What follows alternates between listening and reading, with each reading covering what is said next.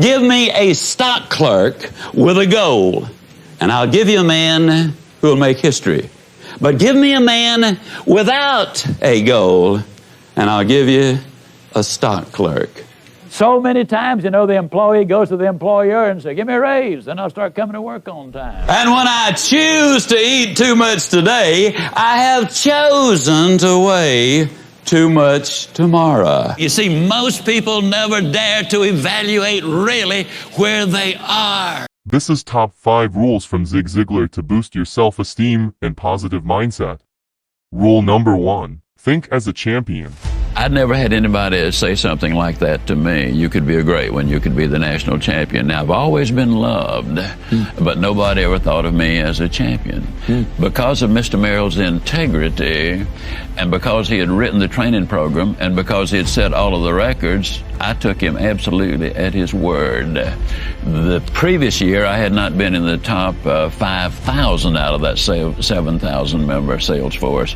But the year after Mr. Merrill got through with me, I was number 2 out of the 7,000. Had received the best promotion that was available in the company at that time. And the interesting thing about the success that year, he did not really teach me that much about sales. I'd been in it 2.5 years at that point. But what he did teach me was about who I was. The picture I had of myself changed dramatically. I started thinking as a champion and performing as a champion. And I did finish number 2 and had that wonderful promotion. Rule number 2, have a dream. When you're asleep, ladies and gentlemen, you need your dreams. I'm here to tell you that when you're wide awake, you also need your dreams. You must have your goals. You'll never make it as a wandering generality. You must become a meaningful specific. If you're going to work tomorrow because that's what you did yesterday, you're not going to be as good tomorrow as you were yesterday because now you're 2 days older and no closer to the goal which you do not have. You can't make it as a wandering generality. Rule number 3, keep your word. Almost did not go to the most important sales meeting I would ever have missed. That morning I awakened. I'd been up there in Charlotte all day long in a meeting and didn't learn anything. 5 o'clock, the alarm clock goes off, and it was an alarm clock in those days. Now it's an opportunity clock. If I can hear it, that means I've got an opportunity to get up and go. If I can't hear it, that might mean I done got up and gone. Well, anyhow, went off. We were living in a little 3-room apartment above a grocery store. 5 o'clock, weather was horrible. When the clock went off, I looked out and I said, no sane person would ever get in a little Crosley automobile without a heater in weather like this and drive all the way to Charlotte to go to another meeting. So I lay back down. As I lay down, the words of my mother came back to me. Son, if you work for a man, you work for him all the way. You're loyal to him in every way. And if your word is no good, you're no good. I had promised this company, which had taken me 2 months to get the job, that if they would give me the opportunity, I'd be at every sales meeting, I'd be at every training session. And in 2.5 years, despite my lack of success, I'd been at every sales meeting, at every training session, and I'd never even been late. The words of my mother came back. I rolled out of bed, went to the meeting. That's the one that changed my life. How did it change your life? It changed my life because that's the day that Mr. Merrill persuaded me that I could be the champion. Comes full circle now. Oh, man, it sure did. And so it made all the difference in the world. Rule number 4, set your goals. I want to talk a little bit about goals on the line of how do you lose 37 pounds and write a book. I'm just going to kind of give you that as an example. For 24 years of my adult life, by choice, I weighed well over 200 pounds. I say by choice because, you see, I have never accidentally eaten anything. I mean, it's always been deliberate. And when I choose to eat too much today, I have chosen to weigh too much tomorrow. You can choose to set goals and realize your potential.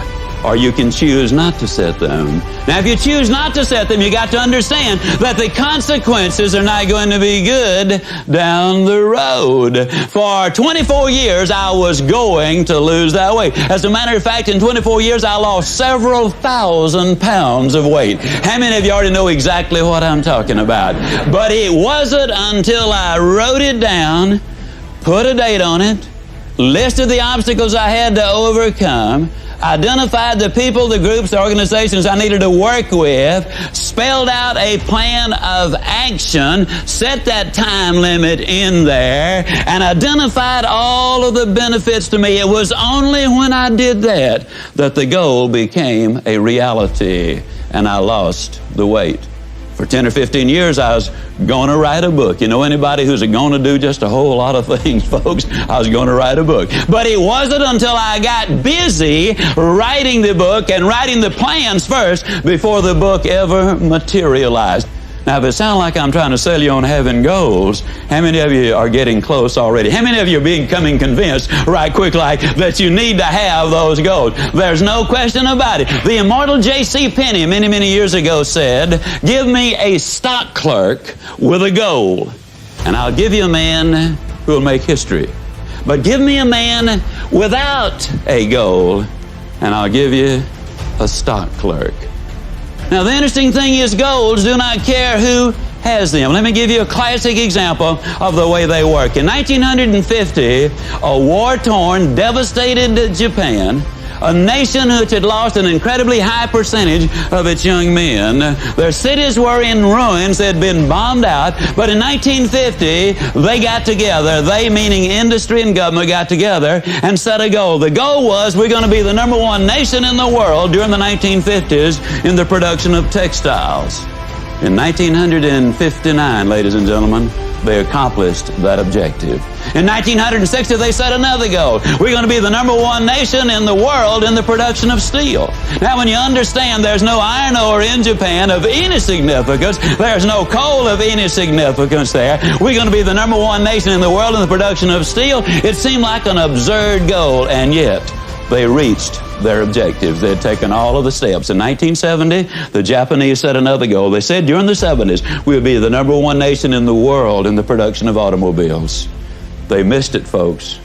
1 year. It took them until 1980. In 1980, they set another goal. And this time their goal was, we're going to be the #1 nation in the world in the production of computers and electronics. Yes, indeed, ladies and gentlemen, you absolutely must have those goals. Rule number 5, don't quit. See, unfortunately, a lot of people stand in front of the stove of life and they say, now, stove, you give me some heat, then I'll put some wood in you. That ain't the way it works. You got to put something in before you can get anything out. So many times, you know, the employee goes to the employer and says, give me a raise, then I'll start coming to work on time. Or so many times they will come to him and say, make me the boss.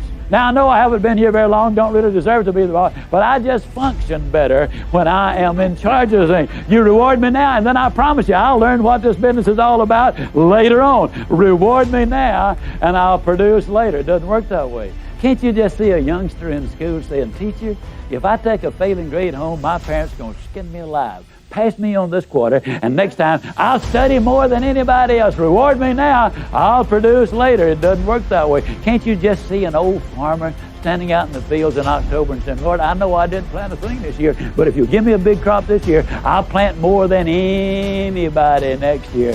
It ain't that way, folks. You got to put something in before you can expect to get anything out. Well, he's just a pumping away. You know, that's hot. It's August. I mean, the question is just how much pumping are you going to do for a drink of water? And finally, old Bernard said, you know, Jimmy, I don't believe it's any water down there. Jimmy said, yeah, it is, Bernard.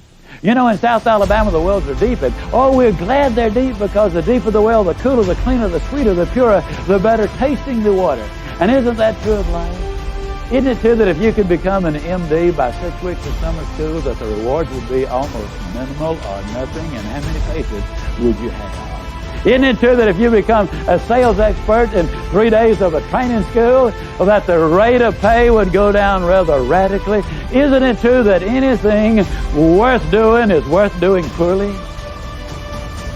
Until you can learn to do it well.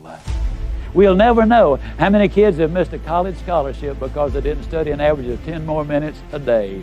We will never know how we come so close to promotion, but we grew discouraged and quit too soon. We'll never know how much more success we would have had we just had a little more pumping in there, and pump and pump and pump and pump. Well, finally, old Bernard just got disgusted. He threw up his hand. He said, "Jimmy, there's just no water down there." Jimmy said, "Don't stop, Bernard. Don't stop. If you stop, the water's going to go all the way back down, and then you're going to have to start all over."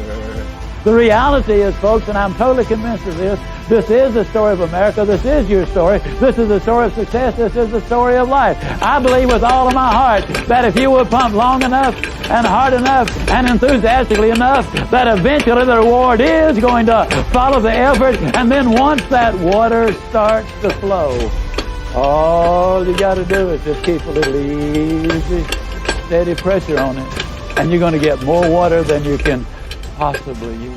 The basic problem is this. So many times people get involved in something and they'll say, "Well, I'll give it a try, and if it works out, that'll be good, and if it doesn't work out, hey, I ain't gonna kill myself." You know what I mean, fella? Well, I gotta tell you something, folks.